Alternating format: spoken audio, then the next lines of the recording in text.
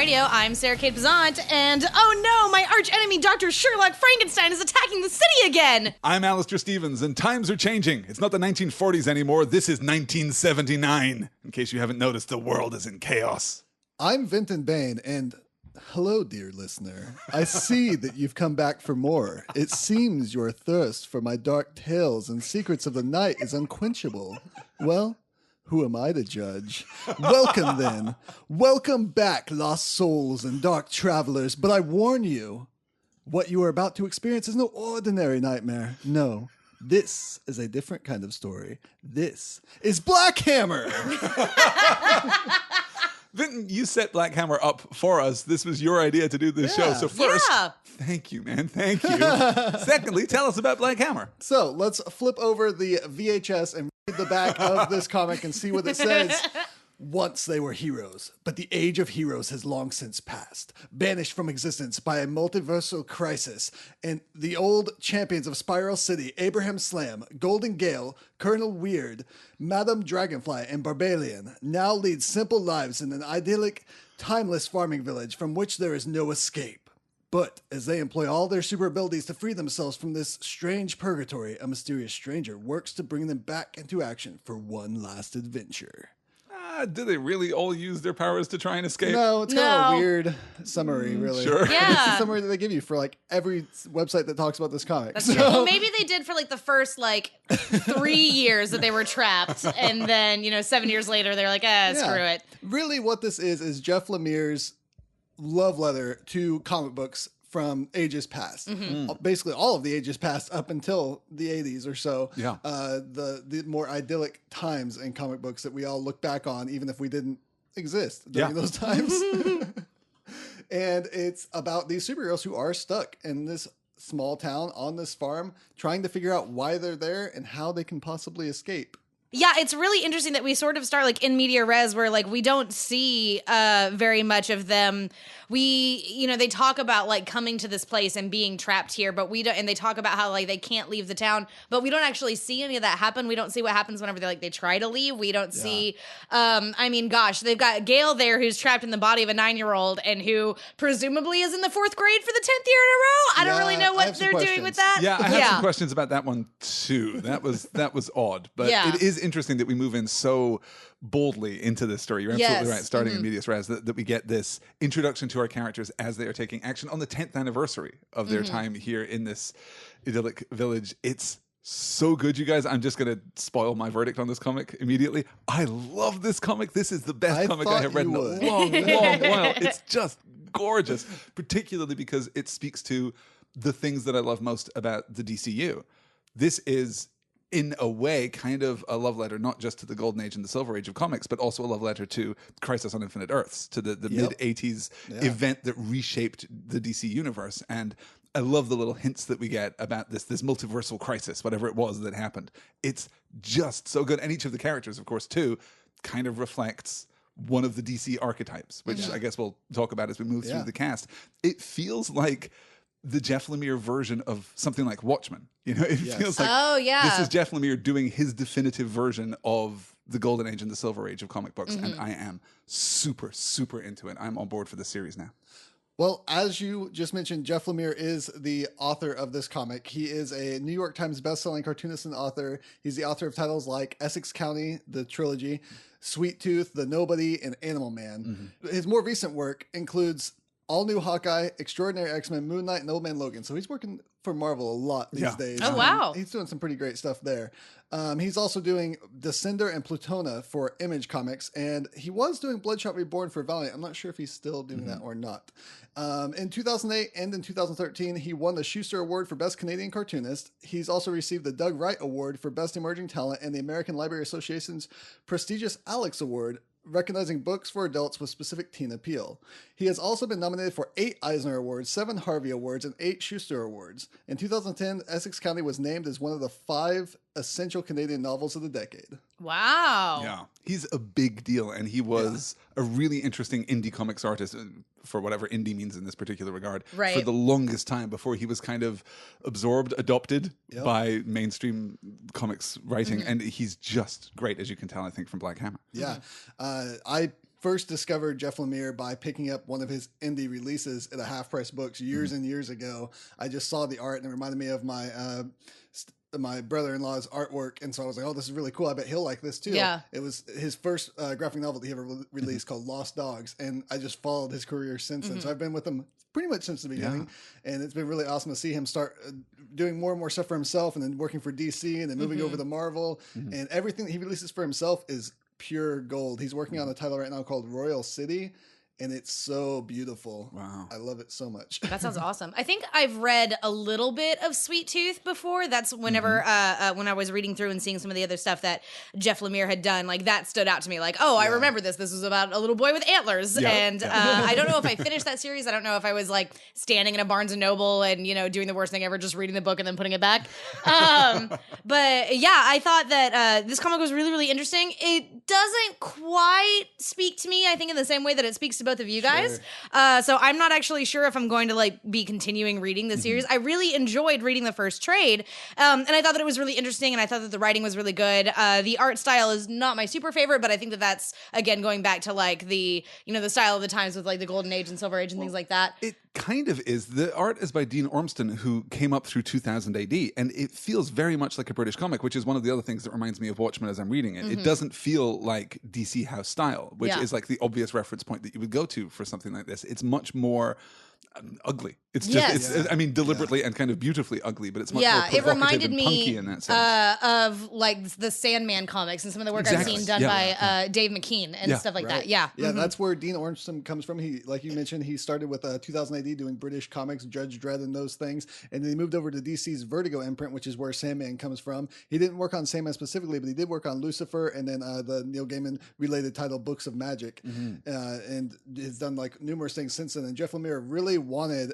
Ormston to work on this book, but they'd done like an issue or two. Then Dean Ormston suffered a cerebral hemorrhage on the left side of his brain, which affected his whole right side and delayed the release of this comic for, I think it was like a year and a half. Yeah, and wow. He actually had to practice redrawing on this comic to get his hand to work again. Wow. And had to draw some of it without being able to feel his hand. Wow. So he drew some of this without being able to feel his hand. That's insane. It is. Yeah. Yeah. But Jeff Lemire and the creative team around this really wanted his work specifically because they thought it really fit what they were doing. So I really agree. It does. Yeah, no, I really love well. it. I think it really suits the subject matter. Yeah. And it's really done well in combination with Dave Stewart, who is the colorist of the comic. He's a 9-time Eisner Award winning colorist in the comics industry. Which is a big deal. Yeah. That's a lot of awards for your coloring. Right. Yeah. Wow. So Jeff Lemire has described Black Hammer as, like I mentioned, his way of expressing his love for the superhero genre, but fitting it into his own indie style. And he created this comic before his career really took off and he started working for the bigger companies, Marvel and DC. And he said that, so after that, while it remains a love letter to the superhero genre, coming back to it after he's had that experience, he says he's adding his own experience from working in superhero books from the big companies into that mix of the original concept now too. I don't think we saw a lot of that in this, but I've heard him tease a lot that as the volumes continue, it's going to be addressing on things on a more meta level. Oh, like okay. the way that companies deal with superheroes. Yeah, I can definitely see the potential for that within this book. The idea that after some multiversal crisis wherein certain characters are erased from history as though they had never existed, that certain characters are just gone. I mean, DC history is replete with that, and Marvel history too now. The reference point of Crisis on Infinite Earths is fascinating to me because Crisis was the first time that a company had tried to reformat its entire universe internally. Crisis is an apocalypse story. It's about the anti-monitor challenging all the Earth, the entire multiverse. So when we're getting references in this book to the anti-God, that's pretty clearly an explicit reference. Yeah. But that apocalypse shaped the DC universe coming up through the later half of the 80s and even to the present day, even though we continually hit the reset button in the DCU now, even though we keep going back to crisis after crisis after crisis, Crisis on Infinite Earths kind of defined that pattern. It's fascinating to think about how Jeff Lemire is going to tackle, the metatextual ideal of what do you do with old comics? What do you do with old heroes when they're no longer relevant? I'm so in for that. And I really like this idea that we're following the heroes who were written out of continuity. Yeah. they're the heroes that you don't get to read about because the company decided, oh, we're not going to use them anymore. We're going to use this big event to make them disappear.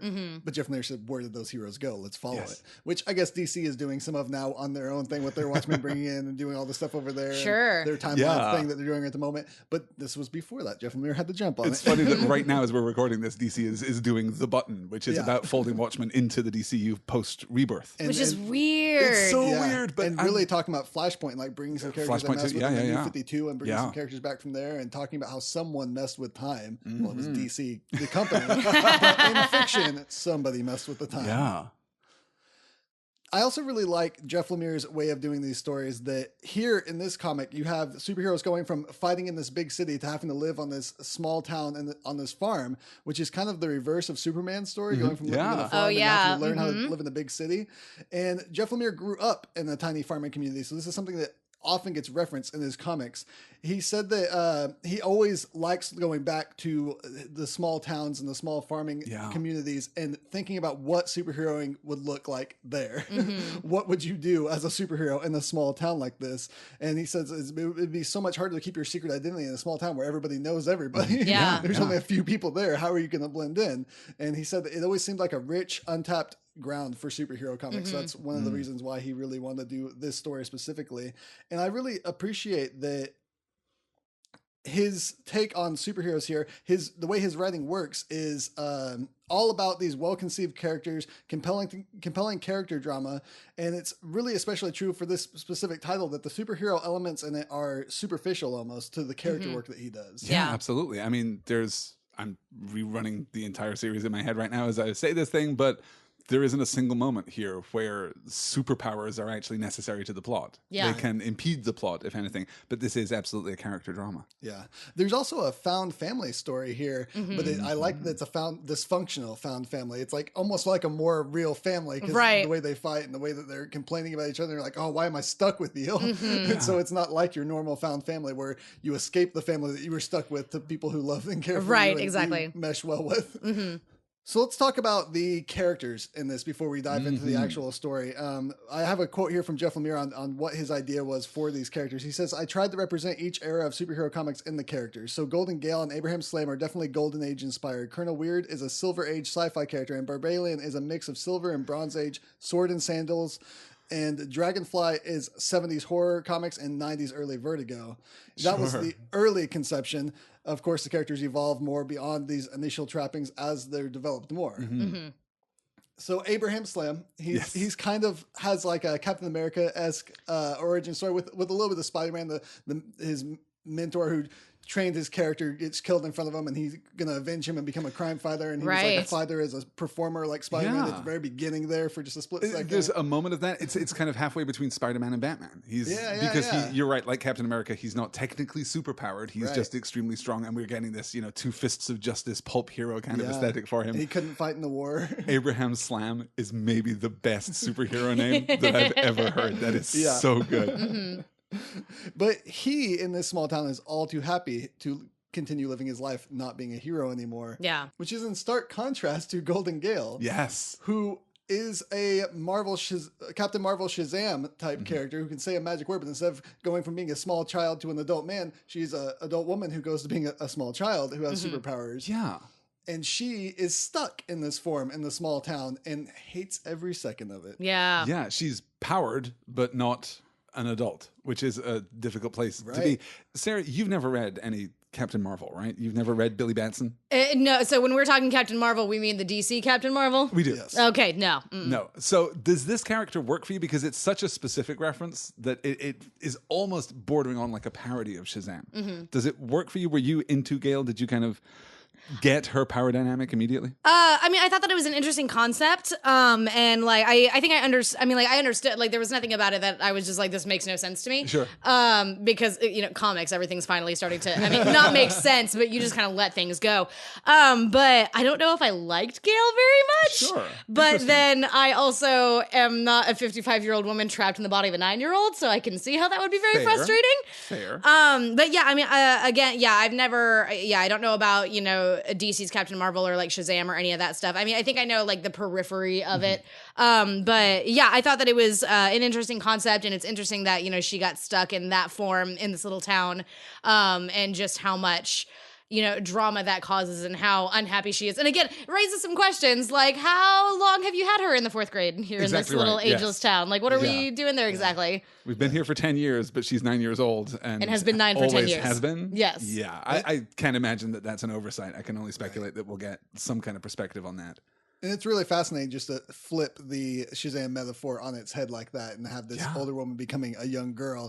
It's no longer this like metaphor for a young boy wanting to grow up and be a big superhero, manly superhero, but it's this woman who at first anyways just becomes a child and isn't really that fond of it, but as she gets older, really enjoys going back and reliving those days because now she's getting older. Yeah, sure. And here in the town, she learns it's her worst nightmare. This has become a curse to her because she can't escape from it. Yeah. Even though she is still powered, apparently, whatever Gale's powers are, flight and super strength, I guess. Yeah. Presumably, Something like that. You also have Colonel Weird, who is the sci-fi character, 50s mystery in space, kind of Adam Strange, Captain Comet, just the space adventurer. Buck Rogers, kind of Flash Gordon. Throw any kind of name on there. With his robot sidekick, which is much like every 50s robot sidekick from any kind of media, Talkie Walkie, which is a great name for a robot.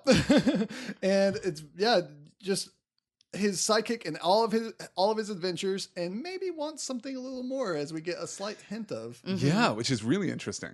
I like that relationship very much as we get to the Colonel Weird flashback sequence. Yeah. Then Madame Dragonfly is the creepy EC Comics character that was revived in the 90s when DC did Vertigo and wanted to also tap into that vein a little bit. Of course, other companies did, but EC really made a name for it. And her Cabinet of Secrets have a lot to be discovered still, even past this volume. So it'd be interesting to find out what happens with that. And then we have Barbalian, which, what is Barbalian? Well, barbarian alien. But yes. This is basically Martian Manhunter from DC Comics with a dash of Conan the Barbarian. It's a small dash. It's a lot of Martian Manhunter here. A lot of Martian Manhunter. His being an alien isn't the only reason he finds fitting into society difficult. Yes. And finally, we have the character who isn't actually talked about much in the comic that's named after him. We don't find out very much about him throughout it, but you can tell that he's going to become a very central figure as the story continues, and that's Black Hammer. And since we didn't get much, I'm just going to read a quick Jeff Lemire quote on who he says he is, because we don't get much in the comic itself. He says, Black Hammer was the superhero who came here with them. He was a cliched 70s African-American hero back when there were always like Black Panther or Black Lightning and the heroes from Harlem. Black Hammer started out with that trope and then became something much like these other characters. He was with them. He was the sixth hero, but there was a tragedy that struck. He died and they named the farm and everything after him.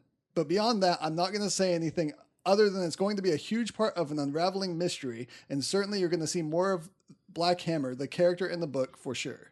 I can't wait. Black Hammer's presence in the book, in absentia in the first issue when we're celebrating the 10th anniversary, and then later when we get Abraham Slam's flashback to his time in Spiral City, he's just great. He's immediately powerful on the page and worked for me. Yeah. So let's dive into the story. Let's do it. Issue 1, Welcome to Black Hammer. We immediately see that Abraham Slam, has settled into this life in the 10 years that they've been here, but Gale has not. He acts like a father to a rebellious young girl, but as Gale flies away, we see that things aren't what they seem in this comic.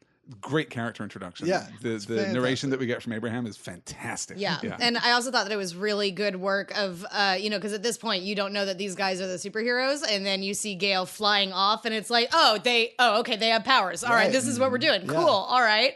One of the things that I really love about the art, and I'll probably bring it up over and over again, there's no way to express it over a podcast, is you get panels like that, and then when an emotional thing happens, the panel zooms out. Yeah. It shows you a much larger picture of what's going on, and it just feels so perfect. Right, because we reduce the characters in size, and we make the world just so much larger and so much more oppressive. It's just great. And the character introduction to Gale is brilliant. When Abraham returns to the house, and she's sitting on the stoop, and he says, "Didn't hear you come in last night?" And she says, So did you even come home last night?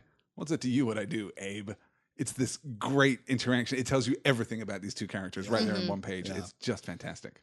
So then we're introduced to this crazy bunch of heroes, breaking that normal feeling that started off the comic with a sigh from Abraham. Talkie-Walkie, the robot, acting as a stereotypical housewife, cooking the food and telling the obviously not human Barbalian to get his feet off the table, while a seemingly insane Colonel Weird is phasing through the counter in a spacesuit, mumbling gibberish. It's such a great introduction to everything going on. Perfect, here. It's like, what? Even the way that we get the dialogue bubble from Talkie-Walkie before we ever see her, I guess. When Abraham's coming into the house, just says, "Boy, something smells good," and just take those muddy boots off before you come in this kitchen. It's just something is immediately wrong. Something is immediately unsettling. It's great. Yeah.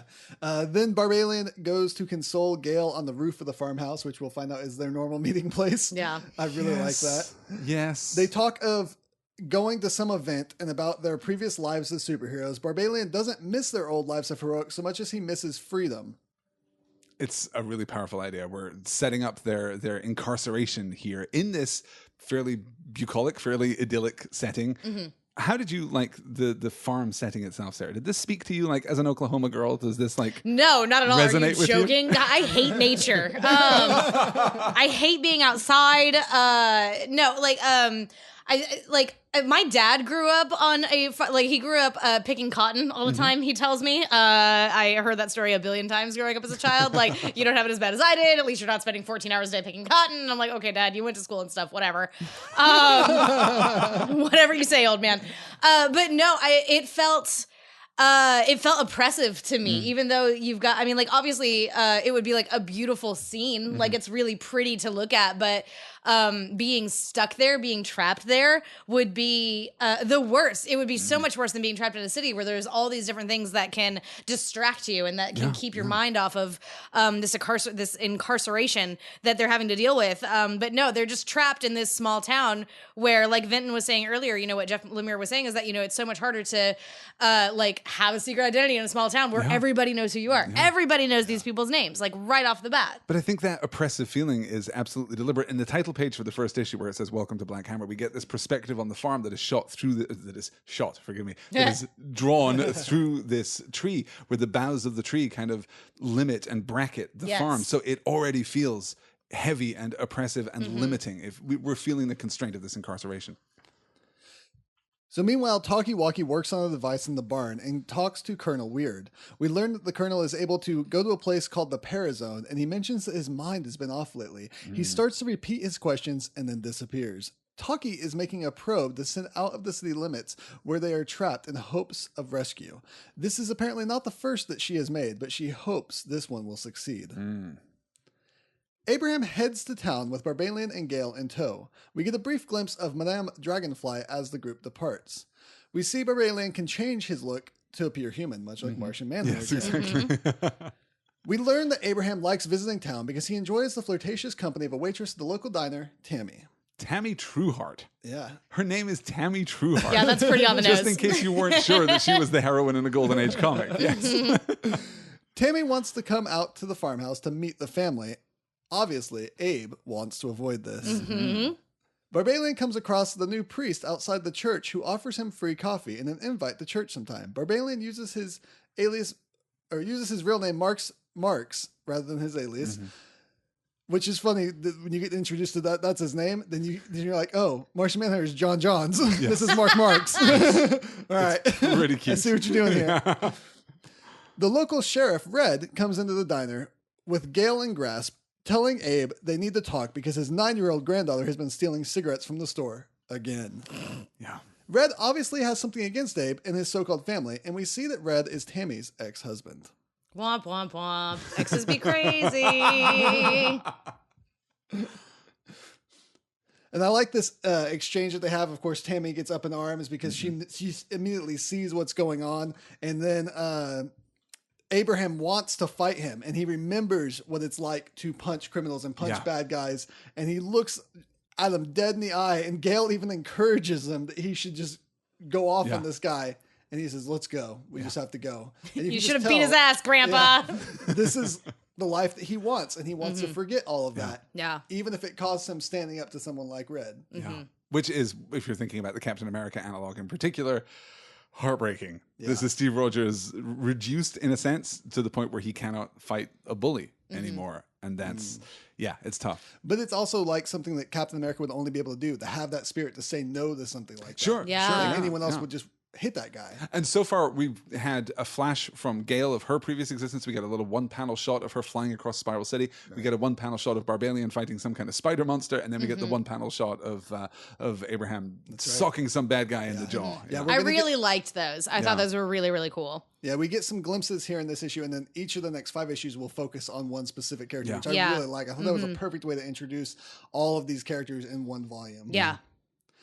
Later on, Abe yells to the family that it's time and heads outside, standing over a black hammer in the field with Talkie. All the others unexpectedly show up at the last minute. It's their 10th anniversary of being here, and we learn that every year they gather around the hammer. Abraham admonishes the group about their complaining, saying that they are still alive and that it's all thanks to Black Hammer. He says he gave his life so that we could have this life. We need to remember that we are still here. It may not be the life we wanted, but it's the life we have, and at least we are together. And he says Joe Weber was the bravest man I ever met.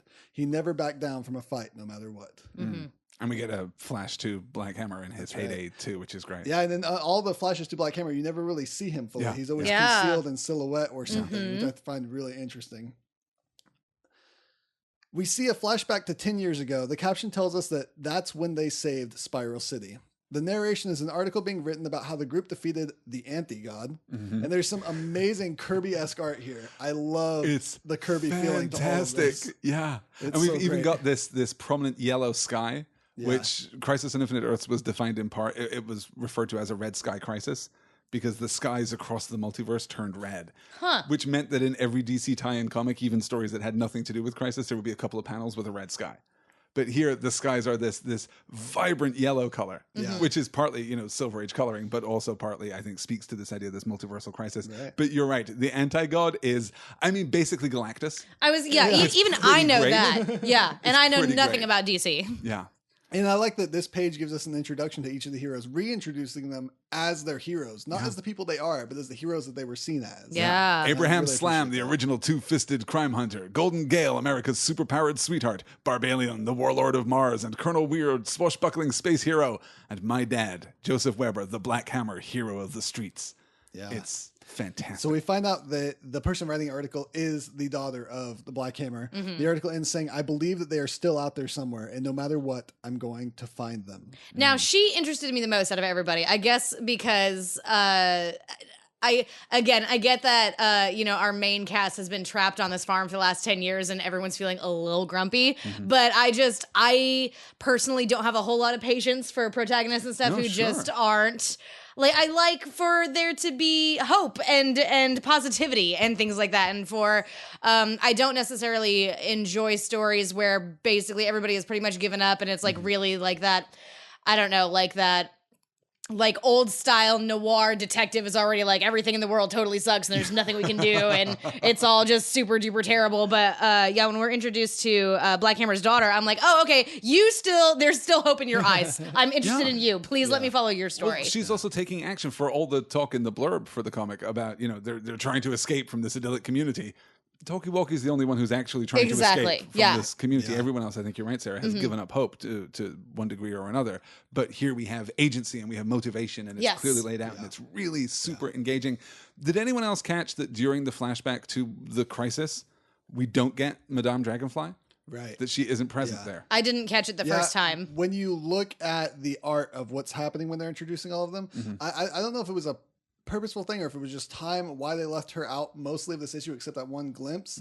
But when you get to her issue, you get to see when she sees this same moment in time when they're fighting him and she says, I have to go join them. Yeah. And so when she looks into that, she sees I think it's the same art even of these panels of them fighting. So this is like the time they're showing you is the time she sees, so she's not there yet quite. But it'll be interesting to see how that all ties together, why she wasn't there for the fight already, what pulled her into that fight and why she wasn't much in this issue. Because she has a lot of secrets that we don't find out in this volume. Yeah, there's a lot of tension there right from the beginning, which is pretty great. So that issue ends with the daughter of Black Hammer staring at a photo of him longingly I love that view, that artwork done on that last page there. And we go to issue 2, The Curse of Zaphram. This is so great. And of course, we just recently talked about Chelsea Cain's Mockingbird series, where each of the 3 issues in the middle of the first run has a very specific focus, and we get the puzzle box, which we should probably mention in every episode of Excelsior going forward. But anytime things connect, I'll yell it. Yeah. This felt very similar, that because each issue is focused on one of our surviving 5 characters, we get these very different perspectives. And for all that the art style in the series proper is kind of punky and kind of, British comics, kind of 2000 AD, the flashback stuff is perfect. He manages to replicate that golden age style, I think, just beautifully. And the dialogue, of course, as you'd expect from Jeff Lemire, is completely on point too. Yeah, I really liked that. I liked that a lot. Just the right kind of absurd. Yeah. So the caption that opens up this issue tells us that we're in the golden age here. We see a young Gale having run away from an orphanage and taking refuge from the rain in a theater when she is given a ticket by a mysterious disappearing man. In the theater, she meets the wizard Zaphram. When she repeats the name, she gains superpowers, flying into the air. She becomes Golden Gale, and the wizard collapses, saying he is free at last. He says he will always be with her, that she need only say his name. We then see her current day whispering the name with a clenched fist as she waits for her school bus. Yeah, so this is kind of Billy Batson. This is kind of Captain Marvel. It's also kind of like a Green Lantern origin story, or even Power Pack was what it reminded me of. Kids being given powers as a gift from a dying alien in that case.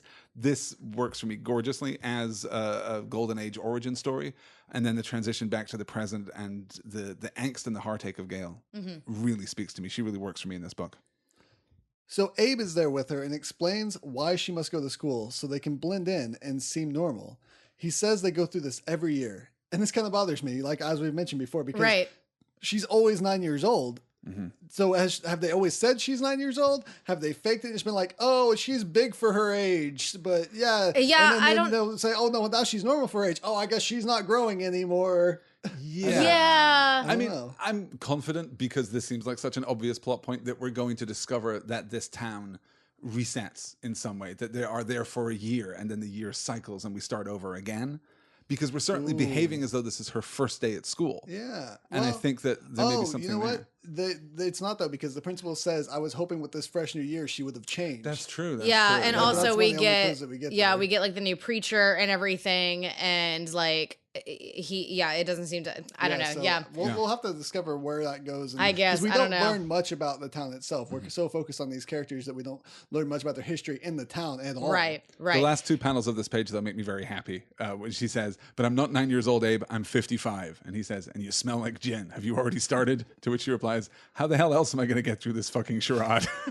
It's really good. Yes. Yeah, school's hard, you guys. And I wonder if even this was something that Jeff Lemire left out on purpose because he realized, he was like, oh, that doesn't work. Okay, well, we're just gonna like whistle past this and not deal with it. Yeah, because the ideal, I think, would be to be like, yeah, I've got a granddaughter, she's homeschooled, and then not let people see her every single day. Sure, yeah. Which it's very old school comics to do things like this that don't necessarily make any sense. That's why Marvel came up with the no prize, because they would do things like, well, it doesn't make any sense. We don't have an answer for it. If you can find an answer for it, we'll send you an empty envelope for a no prize. Okay. Wait. Comic books. So Barbalian and Taki go to launch Taki's probe. Barbalian, who I'm just going to start calling Marks, questions just why... call him Barbie, which I find adorable. That's pretty cute. Adorable, yes. Questions why this one will work when the previous ones have failed, and Taki seems very confident in the adjustments that were made. We learn that only the 6 of them are trapped there. The townsfolk can all go and come as they please, leave the town, go do anything they want. So it's not like they're in some kind of dome or something. Here's my other question, though. Barbie and Taki are defo in the middle of a desert. Like, they have to have a pretty big radius. Like, this is, I guarantee, like, they probably can't just look to their left and see, like, the Helpington's General Store, am I right? No, probably not, but they are very close to the edge of whatever dome, whatever area. How did they figure out that? Can they just not pass through it? Can they just not step any further? And it has something to do, I'm sure, with why Black Hammer disappeared. I think he might have been the first one to try to leave, and they learned their barrier through that. Could be. Because Jeff Lemire said, the comic doesn't necessarily say this except for the hammer being there, but Jeff Lemire said that Black Hammer went there with them and now is not there. And somehow they learned there was a barrier. Yeah, I'm curious about the hammer laying where it is laying, just outside the farm, because it Well, they probably put it there, right? Well, I wasn't sure. They could have put it there Maybe just they as a can't lift it. memorial, but it also maybe felt as though that was where the hammer fell when Black Hammer fell. So I'm not sure, but I'm super into this book, so I'm going to be reading this issue to issue. As the probe leaves, it does seem to work, but then Taki loses contact with it, just like the others. Aw. Oh, poor Taki. The Colonel visits Madame Dragonfly in her house, which I really like this scene where he shows up in the house and says, I don't like it in your house. And she's like, you don't have to come here. No one asked you to come here. And then she says, you don't pop in here uninvited. It's creepy. And he just goes, you're creepy. Yes. And it's like creepy looking text. It's all like wobbly and stuff. You're creepy. I really love it. Mm-hmm. And we get a bit of misdirection here when Colonel Wheel tells her, Gale needs you. She's in trouble. She's in a box. There is smoke. She needs her mother. Yes. Yeah. Did you feel that was not playing fair, Sarah? Yes. You're looking a little peeved right now. No, sorry. It just occurred to me what he was seeing and what he's talking to her about. He's talking about her being found in the bathroom stall smoking. Yep. And the first time I read that, I was like, oh, this is some sort of premonition about something terrible happening. And yeah, but then you realize that Colonel Weird, not, temporally standard, I would say. No, and certainly not spatially either. He's correct. Yes, jumping around all over the place. I don't think this was any kind of manipulation. I think he saw what he saw as Gale in the box smoking. He was like, she needs her mother. You should go help her.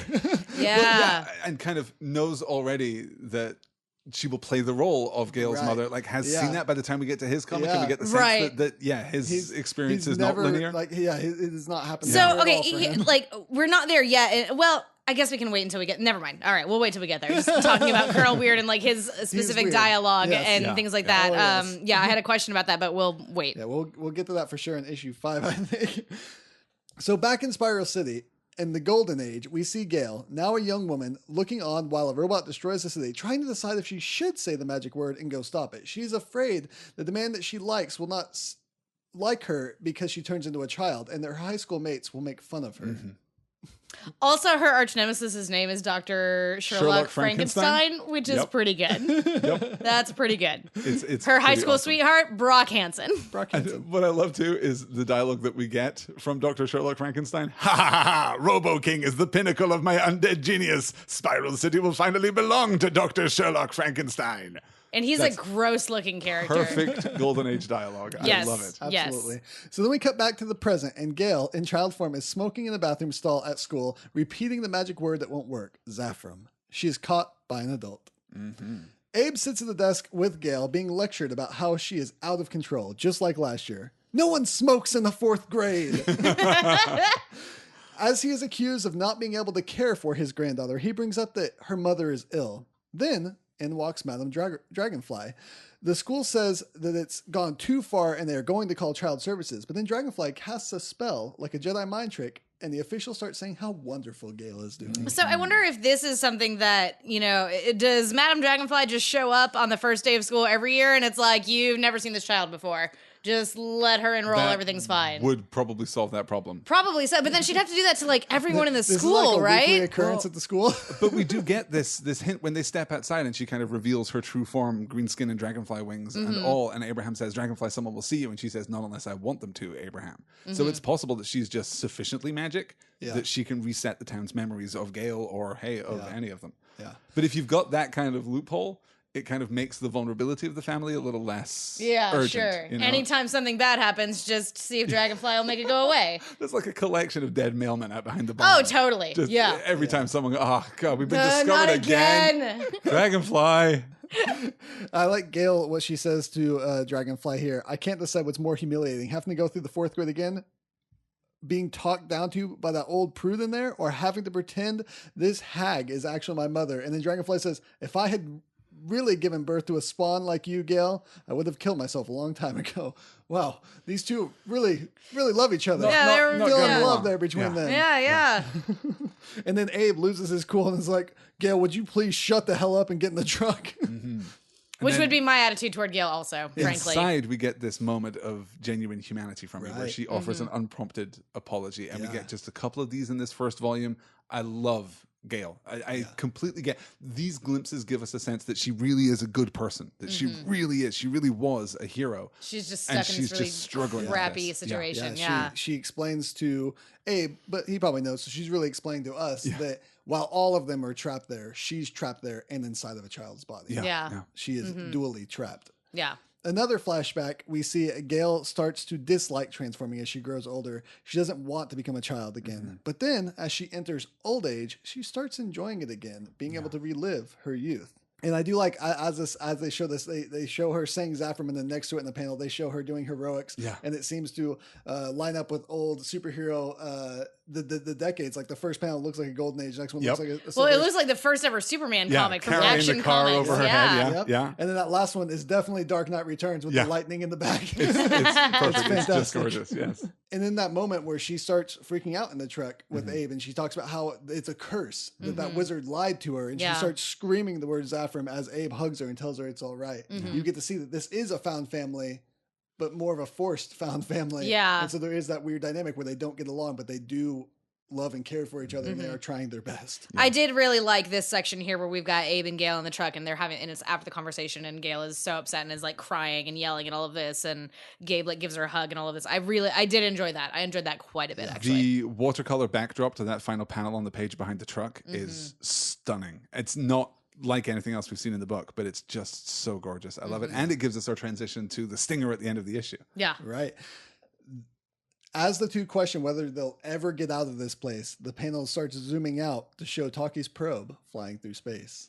Toward Earth. Toward Earth! Yep. Yeah, which is pretty great. So issue 3, The Warlord of Mars, starts off with Mark singing hymns during a church service and thinking back on his origin story. A crashed NASA ship on Mars. Marx notes that the humans may be a peaceful race, but his colleagues don't feel the same. The Chancellor... They're totally right, by the way. They're totally right. The Chancellor wants to launch a war fleet and wipe them out. The Chancellor, whose name is Locks. Locks, yeah. And then the other guy whose name is... Jans. Yep. Good. I like that one especially because when I first read it, the way they do the lettering for the alien language, I thought it was John Johns. I was like, oh, it's Jans. Marx thinks that they should send a scout to live among the people and learn more. The Chancellor laughs and goads his cohort to join, talking about how Marx is scared of battle, like his father. The Chancellor remarks that these are not the only rumors that they have heard about Marx. But Marx says that his father tried to unite the tribes of Mars with words, not swords, and that he believes the same way. He also says that he will not dignify those other rumors with a response. And the Chancellor says that if he believes in the scouting plan, he will have to be the one who goes, even without having had the proper training. Let's see your words protect you now.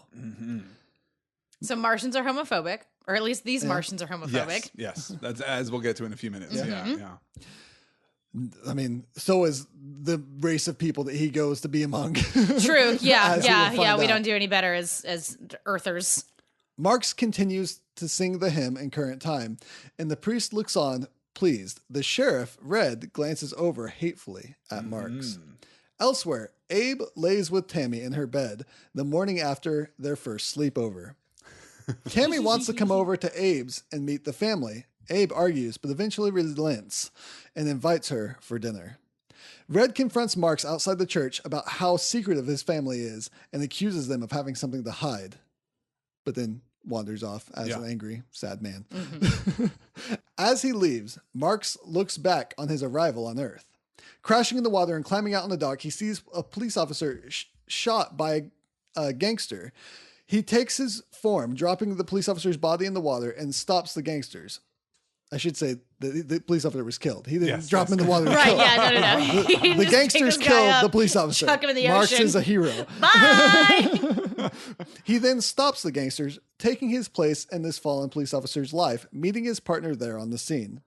And I love the way that he learns words here. He just repeats whatever is said to him until he can form sentences out of those words. It's so beautifully crafted in the script here.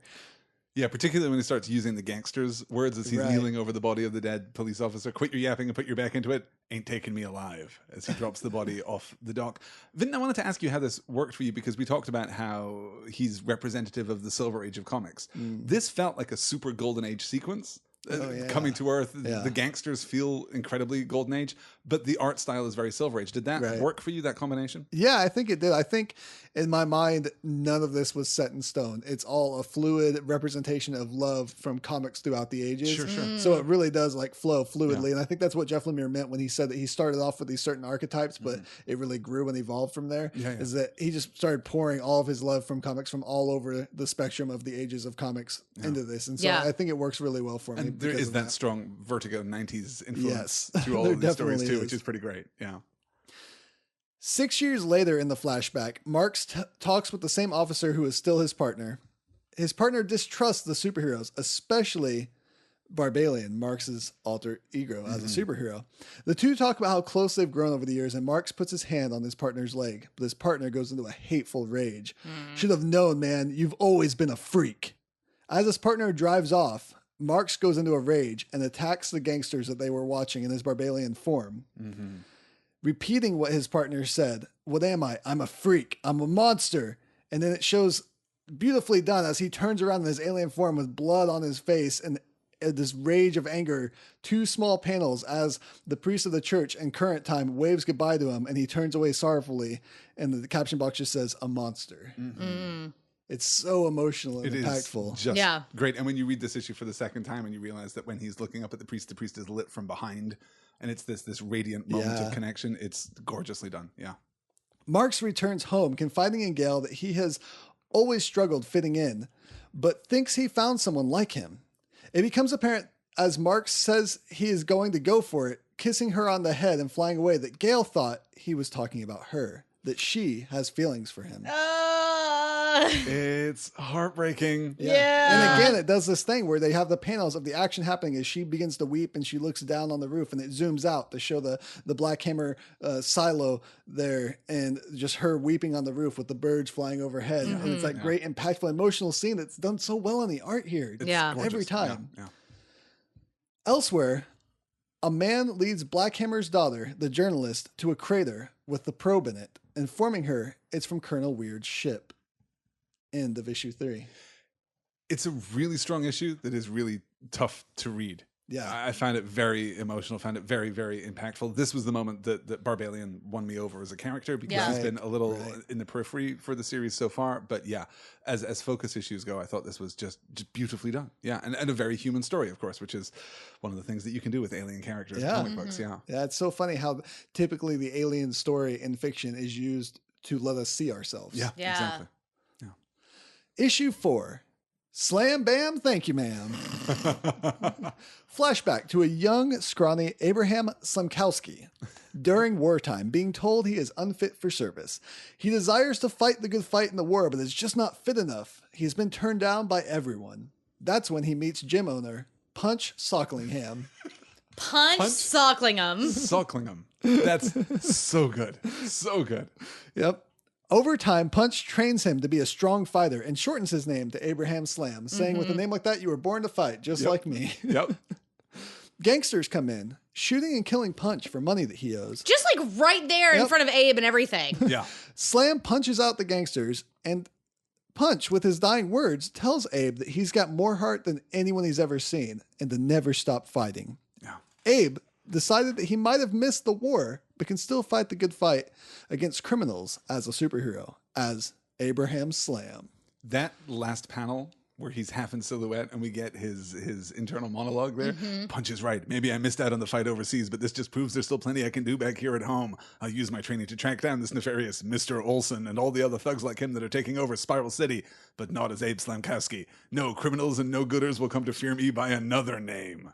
And we get the transition back to the farm as he's, as Gale calls out, in fact, Abraham Slam, yo, Earth to Abe. It's beautifully done. What we don't get to, or what we won't get to, I should say, in this podcast is the annual issue, which is fantastic. But in the annual issue, there's a moment where they show him boxing back in the day, but when he is also a superhero and something goes on, and he goes, oh no. But if I leave the ring and become a superhero, they'll all know that Abraham Slamkowski is Abraham Slam. And I'm like, Are you sure they haven't made that? Work a little harder. Work a little harder on you. Wait, you mean to tell me that Abraham Slam, the superhero, is the same as this chump Abraham Slamkowski? I don't buy it. Not for a minute. Well, Abraham Slam is covering up his face, so no one can tell. No one knows it's him. You put on spandex, you're invisible to everybody. Why would a superhero ever become a boxer? Doesn't add up at all, I say. Abe snaps out of his flashback as the family prepares for dinner that night with Tammy. They grumble and tease, so much like a real family. Oh, Barbalian reading The War of the Worlds? Yeah. Is kind of amazing, right? Yeah. Abe starts to panic and freak out a little bit, and Barbalian tries to reassure him, saying, we're all being on our best behavior. What could possibly go wrong? As electricity sound shrieks through the room, and Colonel Weird falls through the ceiling, half transparent, saying, "Oh, hello, Abraham. Why are you on the ceiling?" And Abe says, "Oh, sweet Christ, I'm doomed," which might be my favorite line in the entire comic. Yeah, it's amazing. I love that just short sequence of panels there. Oh, my second favorite line being Marx's reaction, which is just... Yeah. Abe confronts Weird about how he can't be trusted to play his normal part as Abe's son, Stanley, and Weird mopes off sadly, saying he understands. Yeah. This broke my heart. Like, it's so hard to witness. I mean, I think that we talked a little bit about this whenever we were doing our episode on Logan, but it's so hard to see somebody who once had so much agency and so much power and was like so good suddenly deteriorating and no longer able to like control what it is that they do, and they have become this burden to everyone else. And I just, it hurts me to witness that. Yeah. Meanwhile, Gail is looking for her shirt in the basement and comes across Marx's clothes and smells them and sits and cries. And you mentioned earlier that she calls him Barbie. I really like that she calls him Barbie. Yeah. It's really awesome and endearing. There's something about it that really works in that relationship. So what she pulls out of this cardboard box in the basement, the first thing she pulls out, that's her costume, right? I think so, yeah. Yeah, that's her cape. And then it's Barbalian's cloak, I suppose. Yeah. That's heartbreaking. Your superhero costume should not be kept in a box in the basement, you guys. Yeah, because they're not even like folded nicely. Like that's it's a box of old clothes that you're going to drop off at Goodwill at some point. You're just asking for mildew is what you're asking for. Taki is the one who had cooked the dinner for this dinner here. And they have this moment where he's telling Abe, "Fork's on the other side, Abraham. How many times must I tell you?" And he says, "This is so demeaning. I cook the dinner and then I have to go hide in the barn like some animal." and then Abe's like, "Come on, I've had enough of this drama." And Taki says, "Bleep bloop, am sorry, master. Bleep, am just a loyal robot. I live to serve my human overlords. Bleep bloop beep." And Abe just sighs in the background. It's so perfect. I love it. I love it. Abe looks in the mirror, remembering the good old days, and with a resigned look, peers down at his beer belly, and that realization, that understanding that he's not the man he used to be anymore. Yeah. Colonel Weird, up in the bathroom, pulls out a straight razor. I was so worried. And sits solemnly on the edge of the tub. And the first time I read this, I also was like, "Oh gosh, this is about to take a really dark turn." I was like, this is the darkest turn. Oh yes, no, this is the worst thing that could possibly happen. I'm about to watch this old man commit suicide. Because they just leave it there. They have him do that, look sadly down with the blade in his hand and sit down. And then they cut to something else. And you're like, "Oh, wait, what? No, hold on. Hang on, wait. I gotta start flipping pages to make sure this turns out okay." No. Meanwhile, Tammy arrives and Gail comes out in full goth attire, dropping an F-bomb immediately. She looks like Brandon Lee in The Crow. Like, yeah, pretty much. Just real stereotypical goth. Yeah. And she says, "I'm really fucking hungry." Tammy humors Gail and sweetly repeats the phrase, "I'm really fucking hungry too." Yeah. And she really wins my heart in that moment. Me too. Tammy Trueheart. Tammy Trueheart, yes.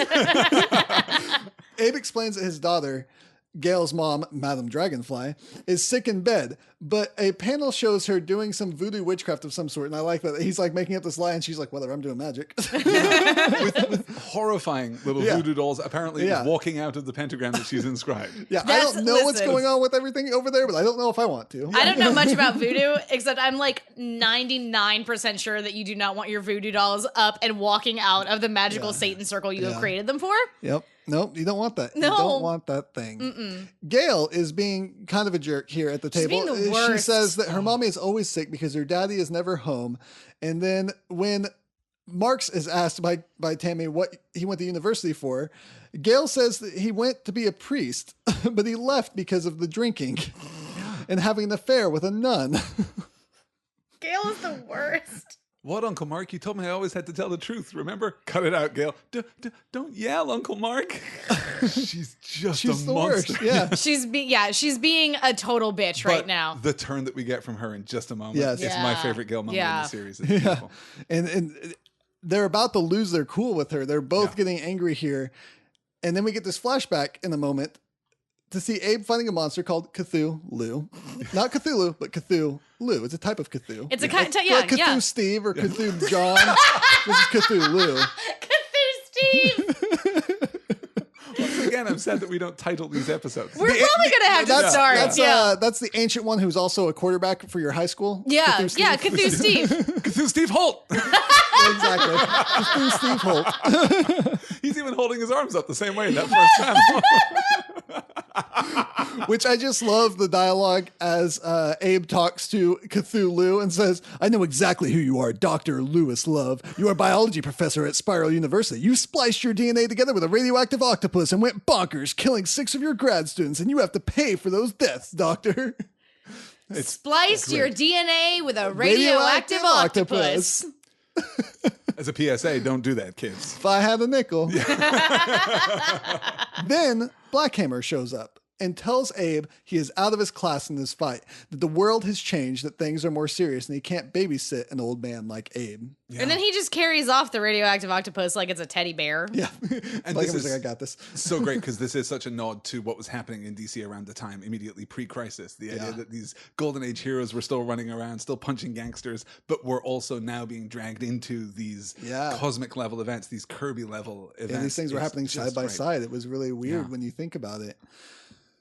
I like that this flashback happens here because I think it's Abe feeling out of control at the table, and he remembers another time when he wasn't equipped enough to handle the situation. Yeah, and we get this beautiful combination of 2 panels as we get the flashback to Black Hammer saying, maybe it's time you thought about hanging up the mask, old man. And then in the present, Gale, who is continuing to be the worst, says, Grandpa, how come Sheriff Trueheart's wife is here without him? Why isn't she eating dinner with her husband, Grandpa? But then that's terrible. Someone enters and tells her that was rude and she needs to apologize now. It's Colonel Weird with a haircut and a clean-shaven face, dressed in fine military garb. Mm-hmm. Gale apologizes through a stuttering, stunned look. Yeah. The Colonel acts so above and beyond normal that Abe, Marks, and Gale, and me, are all shocked. Afterwards, outside, Tammy tells Abe how she enjoyed her time and expects to be coming over more. The 2 kiss, and we see that the sheriff is watching from a distance, angrily. Mm-hmm. He says, what am I going to do with you, old man? Don't know yet, but it ain't going to be nice. And as he drives away, Madame Dragonfly comes out from the ground and says, what am I going to do with you, Sheriff? I don't know yet, but it won't be nice. Bum, bum, bum. Yeah, kind of creepy. And then we get our transition back to Spiral City to conclude the issue. Right. In Spiral City, we see Blackhammer's daughter talking to a friend of her father's, a retired hero, Jimmy Starr, at an observatory. Using coordinates she gave him, he found a doorway in space. And this is where we learn her name is Lucy. So Lucy Weber, who again is the character I am most interested in this entire series. I can completely see that. And it's interesting to see the doorway, because the doorway seems to be exactly the same proportion as the panel that contains it. Yeah. It feels like a comics panel. And it's called a panel by Weird We later. get that from Weird in the next issue. Yeah. It's pretty great. Yeah. Issue 5, The Odyssey of Randall Weird. I really, really liked this issue. It is completely and utterly bonkers. I'm surprised by that. I'm surprised that this is the issue that spoke to you. I think, I don't know if it's just because of like the narrative craft that is going on here that is so good. Because, okay, this is what I was talking about earlier. This is when we see that so many times that we've witnessed Colonel Weird popping up in these other stories, having a conversation, those come back here in this issue. And we see that he's not experiencing time in the correct way or space in the correct way. And so he's having all of these conversations out of order. He's popping in and out of places and can't really control what is going on. And that was really, really interesting to me. And I love this idea that, you know, he's seeing everything at once, but can't comprehend all of that stuff at once. And so is popping in and out of places and being like, no, you need to deal with this, this, and this. And it's like, that hasn't happened yet. And he's like, well, I was just, oh, okay, so that hasn't happened. Okay, all right, it's the wrong time. I did it wrong. I did it bad. And so, yeah, I love this issue. I love this issue so much. So it starts off with Colonel Weird with his long white hair and beard back. So obviously some time has passed, or maybe it was before. It's hard to say. Yeah. Time doesn't work like we think it does, apparently. Floating through the Parazone, a place beyond places, a time beyond times. In the Parazone, the Colonel sees different places and times. He sees himself young in space with Taki, exploring and fighting space monsters. I really like that they mentioned that these aliens were thought to be extinct, and then they vaporize them with the blasters without hesitation. Like, I thought these guys were extinct. So did I, Colonel. It seems NASA's intel was incorrect. Let's do something about that, shall we, old chum? Weird flirts with his NASA contact, Eve, and Taki shows some jealousy. We get a hint that Taki might love Weird, and that they've talked about how he doesn't feel the same way. This was really interesting because this was the first time for me personally that I had any, you know, indication that Taki was female. Yes. Yeah, because, I mean, you know, Taki is a robot. Robots don't generally have a gender identity, but I had been assuming up to this point that Taki was, you know, identified as male. Yeah. But we never get pronouns for Taki. Young Weird calls her old gal, and that's really all that we get to go off of. We also get this brief conversation with Eve, which is... That's super Stephen Peggy from the First Avenger. Man. It's I don't like it. I can't go back there. She says, but you better make it back here before New Year's. I don't intend to bring in 1956 alone. And he says, you got it, Eve. I'll be home soon. Promise. Why would you do that? So I guess what we're learning is like never promise somebody over some sort of radio frequency that you're going to be in a place. And then there's a moment where he's talking to Taki. And he starts to stutter, and Taki asks, what's going on? What's wrong? And he says, nothing, I guess. I thought I saw something for a second, like someone watching us. And it zooms out to show the older Colonel Weird watching through a panel in this dimension. Yeah. Just like the panel that we saw, the doorway we saw in the previous issue. And Taki says, my sensors aren't picking up no other life forms on this planet, Colonel. Which is clever, because if your sensors are only picking up yourself and the life form of Colonel Weird, of course you're not going to pick up another one. It's just Colonel Weird. That's true. And then he just says, it was nothing, just my imagination, as we see the older Colonel Weird staring on almost in horror, not understanding what he's seeing. This guy has seen some shit. Yeah. And we see some of that shit. And we also see some of that shit. And God, it's terrifying. Yep. Yes. Yeah. That's where you see the gigantic hand with each of the fingers have a different head of the different characters. It feels almost like that scene in Doctor Strange where the hand starts going out of hands. I didn't like that. I didn't like it then. I don't like it now. And we slip back into the previous scene that we had with Madame Dragonfly, the You're Creepy scene. Right. We get to see that from a different, literally see that from a different perspective. Yeah. Yes. Yeah. It's not just because his mind isn't all there. Like Sarah mentioned, he's not always seeing things in the right time. He's only ever half in this dimension and half in the real world at any given time, apparently. Because we see the bits of his dialogue from previous issues as this goes on. It's really fascinating. I love the way that plays out. Weird sees Black Hammer's daughter through a portal as he floats around. Then he watches as Marks goes to visit the priest in town. Marks and the priest have a conversation. Marks volunteers for a church event and the priest invites him to dinner. They may be flirting? I think they're flirting. Yeah. The hand on the shoulder seems to suggest flirting. The line that the priest gets, which is great. This is Father Quinn, the priest. I'm Irish and Roman Catholic. You better bring wine or no work will get done. Which I really like. I appreciate that. Yeah. As Marks notices Weird watching, Weird fades back into the Parazone and back to his young self with Taki, who had followed a map that they had found at the beginning of this comic. It led them to a doorway in space, and there he enters the Parazone, coming face to face with his older current self. Current Colonel Weird continues on through the Parazone, seeing the battle with the anti-god and then a meeting he had with Eve. But in this meeting, he is older and she thought he was dead. Yeah. But he has to say goodbye as he fades back into the Parazone. He then enters Gail's bedroom in current day, who is offended by his unannounced entrance. Weird says that he knows that she wanted to talk to him, and he tries to explain it by using a record player as an image for time spinning around over and over. Because time, it turns out, is a flat circle. Yeah. And also a social construct. Gale wants to know why he doesn't save them by taking them into the Parazone, but he explains they wouldn't survive. He only survived because he entered a specific time and a specific space, but even then it took a toll on his mind.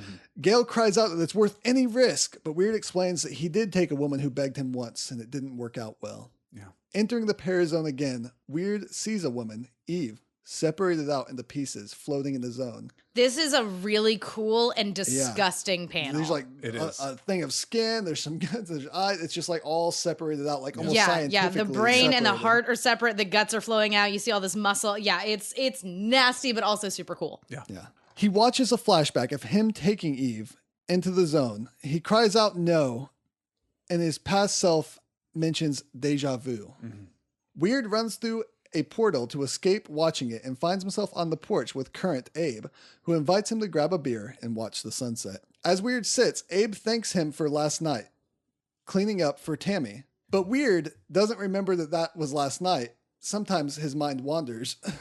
See, this is what I think that this panel specifically is what really makes this issue for me, is that, everything that is happening to Weird is happening for him, like in an order. It's just not the correct order. He doesn't know that, he cleaned up for last night. He maybe hasn't actually experienced that yet, or he experienced it so long ago that he doesn't remember, or he's about to experience it, or he knows that he needs to experience. Like, it's what I love when you get trippy with time and space and stuff like that. Like, it's one of my favorite things. And just, again, this idea of this person who at once was, he was the swashbuckling, space hero. And now he's trapped and lost and scared and diving from panel to panel. Basically, he's pretty much like goofing around with the fourth wall, which I really like and really appreciate. He's like a way toned down version of Deadpool, I guess, in that respect. In that respect, yeah. The heartbreaking panel for me is a couple panels before that, after Abe invites him to watch the sunset, and he says, "The sunset, yes, this is the most beautiful sunset I will ever see. I will join you." Because he already knows that this is true. He's already experienced the entirety of his life. He knows that this is a special moment. It's and you guys. It does that thing again where, for emotional impact, it starts to zoom out the panels, and you see the house, and then you see the whole farm and the sun setting over the mountains there. And Abe says, "Just look at that. This place isn't so bad, is it, Colonel? I mean, in the grand scheme of things." And he says, "No, Abraham, not in the grand scheme of things." And I think this may be one of the only instances where we see the farm in this idyllic light. Like, we've got this beautiful sunset going on with these, like, the clouds up above, and everything's like just really very pretty. Whereas before, every time we've seen it, it's looked really dry and dead and bad. And now we're looking at it and it really is beautiful. In the penultimate panel, it's beautiful. Then in the last panel, it's almost in silhouette. And we get this dark shadow. Again, the inky dark shadows throughout this book are so constantly striking. The way that we use silhouette is just astonishing. It's really beautiful. And we get that sense even then, or I get that sense from that final panel, of that same oppression, that same constraint, that same limitation. There is light here, yes, but there's also real darkness. Yeah. And now we go to issue 6, The Cabin of Horrors. Madame Dragonfly introduces this issue just like horror comics were introduced back in the day. She warns the reader not to continue, but when her warnings fall on deaf ears, when they refuse to put the comic back into the plastic and seal it and never open it again, she welcomes them to the Cabin of Horrors. This reminds me a lot of, like, Welcome to Night Vale. I feel like this is something that, like, Night Vale would do, where Cecil would tell you, like, okay, don't listen to this episode, though. Are you still here? All right, okay, let's do this thing. It's definitely where Night Vale draws some of its inspiration, is those old horror comics and some of the tropes they used to do. I gotta pick up Night Vale again. I haven't listened in a long time. It's been a while. I think the last one I listened to was episode 100, which is astonishing. If you've stopped listening to Night Vale before 100, go back. Just listen to 100. 100's great. Yeah, 100's amazing. Dragonfly begins to tell us her origin story. It shows Dragonfly first approaching her cabin with her dead baby, hoping that the witch that lives there could save him. The witch says she will save her son if she will take ownership of the cabin and all that comes with it. As Dragonfly agrees to the deal and hands over her baby, she grows wings and the witch disappears, saying each door holds something new. And when Dragonfly cries out, "What about my baby?" the witch says, "All in good time." In current time, Abe visits Dragonfly on the porch of her cabin. She mentions a storm is coming, even though the sky is clear. Dragonfly talks about how she doesn't fit in with everyone else and that she keeps to herself because the cabin needs her. And Abe replies, "I should have said this a long time ago, but so do we." Which is a really great exchange. And heartbreaking now that we know that her cabin isn't just a building on the outskirts of this farm. It's something that she has brought with her. It's something that she has created, presumably. Yeah, I did think that was really, really cool. Yeah. Yeah. Meanwhile, Gale and Marks meet on the roof once again. Marks confides in Gale that he's been so lonely and he thinks that he's developed feelings for someone. Gale starts to reciprocate the feelings that aren't meant for her. And Marks realizes what's going on and tries to say something to make it easier, but just makes it worse by saying, I love you, but you're a child. And she says, that's just it. I'm not. And he says, I know, but it's not. It's just that even if you weren't, don't patronize me. Don't. And she flies away. Why doesn't he just say, I'm into dudes? I think it's just not that easy that sometimes. Yeah, I guess not. The last time he tried subtly to mention that, he was told he was a monster, and this That's partner true. of 6 No, years you're took off on exactly him. right. Yeah, I'm think- sorry. That's my privilege showing where I've never had to experience anything like that. I'm really sorry, everybody. I think this entire scene, in fact, is him trying to say, hey, I'm into dudes. Okay. Yeah, he Yeah. just can't. And it's, yeah. I'm a It's dummy, funny, yeah. and I do apologize. And then we get that zoom out again where Gale is just floating a ways away from the farmhouse, and the farmhouse in the background with the crows flying everywhere, the ravens. Yeah. It's so beautiful. I love these zoom out panels. They're amazing. Yeah, and then we get this green pool that gives us our framing device through the issue. I really like the framing device. I was never a big fan of the EC horror comics. I've never been a big fan of horror comics in general. It's not been my particular genre. But the way that this is replicated and the way that everything in this issue is tinted green is astonishing. I just love it. There are so many shades of green. So many. Rey from The Force Awakens would be shocked. Deep cut. I like it. Dragonfly once again interrupts our story, surprised that the reader is still continuing on, still lurking just off the page, waiting for another scare. I wish at this point that I could tell Dragonfly it's in spite of you, dear. Like I'm not here for you. So Dragonfly doesn't work for you? No, not at all. I don't care. I'm interested in that. Yeah. Well, she mentions that horror is the currency she deals in. Oh, well. And we get a flashback to Dragonfly in her cabin 100 years after she first inherited the cabin. 2 armed men approach. They think that she has been taking kids from the village. She tells them that she has nothing to do with it and almost offers to help. One man almost believes her, but the other one rushes into the cabin where he is met with ghouls and monsters surrounding him. The other man panics and shoots at Madame Dragonfly, who reacts by shooting green fire at him, apologizing immediately afterward that she didn't mean to, as he runs into the swamp. Okay, I want to parse that panel right there at the end of that page. I'm sorry, I didn't mean to. Did she mean to? Because the expression on her face suggests, well, a lack of contrition. I think it was one of those things where, like, I just got shot, I have to react to defend myself, and she was like, I shouldn't, I'm more powerful than I don't usually interact with humans. Yeah, I wonder if... so deadpan in that panel, Yeah, though. well, I wonder if the deadpan look is a result just of, like, the art style. Like, we haven't gotten, like, a whole lot of... And also, you can't see her eyebrows, so it depends on, like, how her eyebrows are. No, I mean, like, you laugh, but, like, No, this is that's true. serious. No, that's true. Absolutely. Yeah, they could be, you're like, right. curving up. We have no idea. Yeah. Maybe they're down I and now want you angry to take eyebrows. like a white mark or white, something you can erase and just start drawing in eyebrows different ways. So we I'll can just see trace all this the different panel emotions we can and- see yes, through that. absolutely. Yeah, you 'Cause got it's it. totally true. You totally can see a One wide eyebrow quirked up. Yeah, exactly. I Like didn't the mean to. I didn't mean to. I'm sorry. I mean, when you shoot a guy with green flame and then he survives that, you have to say something. Yeah. Well, when you accidentally create Man-Thing Or Swamp Thing, or Yeah. Swamp Man. Yeah. Swamp Man Swamp. The narration tells us that the children were found unharmed days later. As the man emerges from the swamp, a creature from the Black Lagoon, a swamp thing, a giant-sized man thing. She had been alone in that cabin for a long time, and her magic had brought her a companion. They're going to bone and it's going to be gross. Yep. Back in the Possibly present. with actual bones. Ew. I'm saying. All right. That's probably true. Back in the present, Abe visits Tammy, who suggests that they go on vacation. Abe hesitates because he can't leave, and she takes offense. Yeah. Dragonfly interrupts to talk to the reader again, saying heartbreak abounds, and goes back to her story about how her and her swamp man fell in love. She leaves him to go fight the anti-god with the other heroes. When they won the battle, there was a flash of light, and they appeared on the farm. Her cabin was there too, but not her swamp man. However, something did go with her. She was pregnant. She says, what happened to this child? Some tales are too dark even for me to retell. And she goes out to visit a grave. She says some secrets should remain buried. So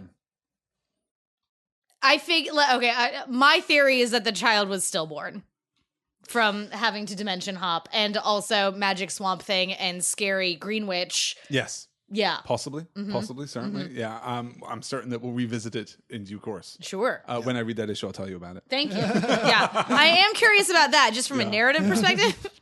Weird appears to current day Madame Dragonfly, who is by the grave. He asks if the current storm that is going on is her doing, but she doesn't know what's happening. With a zap, Blackhammer's daughter appears. She points to Dragonfly and says, "You, I know what you did." Then looking around, she says, I know what this place is. And then Dragonfly approaches her and says, "It's all right, dear. Let me help. What's your name?" And she introduces herself. She says, "Shh, easy now. It's going to be all right. Forget," and zaps her with something that goes in one ear and out the other. As the group approaches, they ask Dragonfly what's going on, and she introduces Lucy Weber, who was just a child when they last saw her. Lucy mothers are confused, "What's going on? And where am I?" But Dragonfly assures her, "It's okay. You're home." End. And that's the end of the first trade. That's the end of the first trade. What do we think of that ending? Because from a certain point of view, this is just our inciting incident. This is what shakes things up in Black Hammer. Does this work for you as a point to conclude the first volume?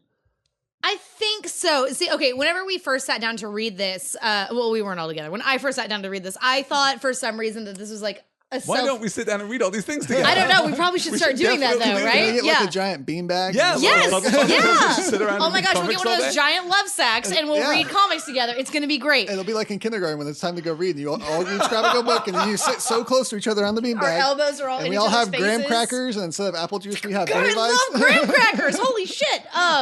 Sorry, I got really excited about graham crackers. We have hard ciders instead of apple juice. The most excited that anyone has ever been about graham crackers. I love graham crackers, unironically.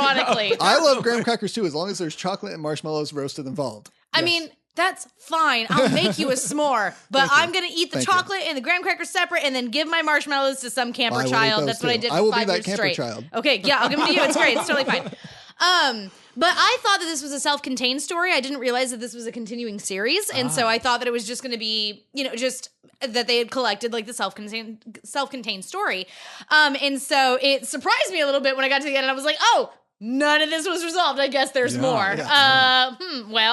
But I don't know that now that we've talked, I know I said at the beginning of the episode that I probably wasn't ever going to like revisit this, but now that we've been talking about it, I might have to revisit this and continue, which would be interesting. I don't think it'll go too long. Usually with Lemire's stories like this, he likes to keep them a little bit shorter. 6 trades maybe it'll go, which is, I say shorter. That is kind of long, but when you look at X-Men going on for 60 years.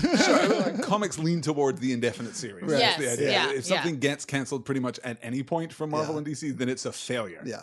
But you're right. Jeff Lemire tends to conclude his stories. Yeah, he has an ending in mind. And which has a I way to much wrap this prefer up. to this whole idea. I mean, it's the same thing with like the TV show Supernatural. They're currently on season 12. It's insane. They should have stopped that show 7 years ago. Oh, I completely and comprehensively disagree, and here's why. They just announced that in the upcoming season they're going to do a Scooby-Doo crossover. Don't do that to Scooby-Doo! 7 years of Supernatural completely justified by the Scooby-Doo episode. No, okay, all right, hang on, wait. If, Ruh-roh. and first of all, F you, that was brilliant. Second of all, if and only if they bring back Sarah Michelle Gellar as Daphne, Freddie Prinze Jr. as Freddy, Linda Cardellini as Velma. Oh man, you're right. I assumed it was going to be animated, but you're totally right. They should do the live action and bring back all those characters. Like them when they're like, and Matthew Lillard as Shaggy. Scoobs, that's such a great idea, Scoobs. That's the only way I'll be okay with it, and they're not gonna do they that. have to animate Scooby with that same really terrible early 2000s No, they can just CGI? Bring in like an actual Great Dane, and they already did. Listen, really put realistic. peanut butter on the roof of his mouth. There was they already did an episode where a dog was talking to Dean throughout the entire episode. It was a German Shepherd that was possessed with the spirit of a curmudgeonly old cop. So we can do. I mean, like, God, somebody can make a dog talk on frickin' Adobe. Now it's not hard. I'm gonna need some pot references in this episode. So many. Like, have either of you ever seen Harvey Birdman, Attorney at Law? No. Yeah. Okay, so this is an older cartoon, Hanna-Barbera, and they reference all these cartoons and make jokes with them, and one of them is that Scooby and Shaggy get put in jail for smoking pot, but they just kind of make weird references to it, but the first thing that they show is like footage from a cop camera pulling up to the mystery machine and smoke's pouring out. And then when Harvey Birdman starts talking to Shaggy, he's like, well, me and the gang. And he looks at his partner and goes, listen up, it's gang stuff. It's so great. I just realized what could have possibly brought this on in Supernatural. There is a photo swimming around out there on the internet that is a picture of a mystery machine next to a 67 Impala. Okay. And the caption is, shit's about to go down. So obviously the creators of Supernatural looked at that and they were like, no, but really, we can do this. We can do that. We Yeah. can do that. We can do. So anyway, Black Supernatural Hammer. can do anything that it wants to do. Anyway, Oh my Black God. So what we didn't get to is the annual that I briefly mentioned. That comes after this first volume, and it's really cool. It's more of Colonel Weird traveling through, visiting them. He's actually chasing a monster through time. Oh, that's fun. As it interacts with each one of their histories in some certain way. Oh. And so each one is done by a different artist. Each time Is it Cthulhu Steve? It's not Cthulhu Steve, but maybe it's Cthulhu Steve's illegitimate child or something. I don't know. Okay. All right. Cthulhu Brad. Yeah. Cthulhu Barry. All names are good when appended to Cthulhu, apparently. The many-angled Steve. The angled Steve. I completely love this, and I really do respect the fact that though this first volume does maybe feel a little incomplete, Jeff Lemire writes for the single issue. Each of these issues feels fantastic. Yes. Right. And I like that very much. So this actually is going to be a series that I'm going to follow month to month, which is not my preferred way of reading comics, and honestly never has been. But Well, you have a pretty big annual that has a lot of other artists in it. It kind of feels like an anthology, even though there is the thread that ties everything together. And then you have 2 issues out right now. Yeah. And I think the third one, the 9th one total, will be coming out, I think, pretty soon. I'm into Excellent. it. Yeah. It's a really strong book. It absolutely speaks to things that fascinate me about the history of comics, and knowing that Jeff Lemire is interested in addressing these kind of metatextual issues about superhero continuity and these multiverse spanning crises. I am so very in for this. So what was your favorite part? It's hard to say because art-wise, it was definitely whenever things looked Kirby-esque. Yeah. But there was, I don't know, it really is every panel. I've mentioned this as we went through, but every panel where it starts to zoom out and shows the bigger picture, like just cut all those out. They're so perfect. Yeah. They're so brilliant. I guess you can't cut them out because without the context, it doesn't mean as much. But Sure, yeah. it's such a beautiful idea, and they do it so well over and over again. It never feels old or tired. I think the introduction to Abraham is one of my favorite sequences. Yeah. His origin story, I think, is just pretty great from a Golden Age perspective. But my single favorite panel is that panel of Colonel Weird thinking that this is the best sunset he will ever see. The quiet tragedy of that is so human and so heartbreaking and so wonderful. So that's what I go to Jeff Lemire's work for, is that quiet human moment. And there are so many. We're gonna have to check out in this Sweet first Tooth volume. at some point, I I've guess. read, I think, Fantastic. the first 2 volumes of Sweet Tooth. It's extremely good. Excellent. Have the Yeah, let's complete do that. collection and hardcover. Wonderful. Okay, I'll be coming over then. I think that my favorite part was definitely Colonel Weird's, like the issue that focused on Colonel Weird, because I love whenever when all the information that you've been presented to, this point, you think you understand, and then suddenly it's like, no, actually, it's been this the whole time. Yeah, it's one of the reasons why I love the movie The Arrival so very much. It's not The Arrival, it's just Arrival. God. Anyway. But the movie did the same kind of thing where like you're given all of this information and you think that you understand, and then the twist is revealed. And when I walked out of that movie theater, you guys, my poor husband had to stand next to me while I just doubled over and screamed for like 5 straight minutes because I could not. I literally could not anymore at that point. Like my heart and my body hurt so much from that movie. Have you seen it yet, Alex? I haven't yet. Oh my gosh, it's so good. Oh god. No, I haven't. No, I'll bring it over. We'll have a movie night. We'll have popcorn. Definitely do that. Yeah. It's gonna be really, All really right. good. Yeah, for sure. Maybe we'll do that. I watched it tonight. twice in 2 nights because I liked it so much. Wow. Yeah, All right, no, it's all right. so good.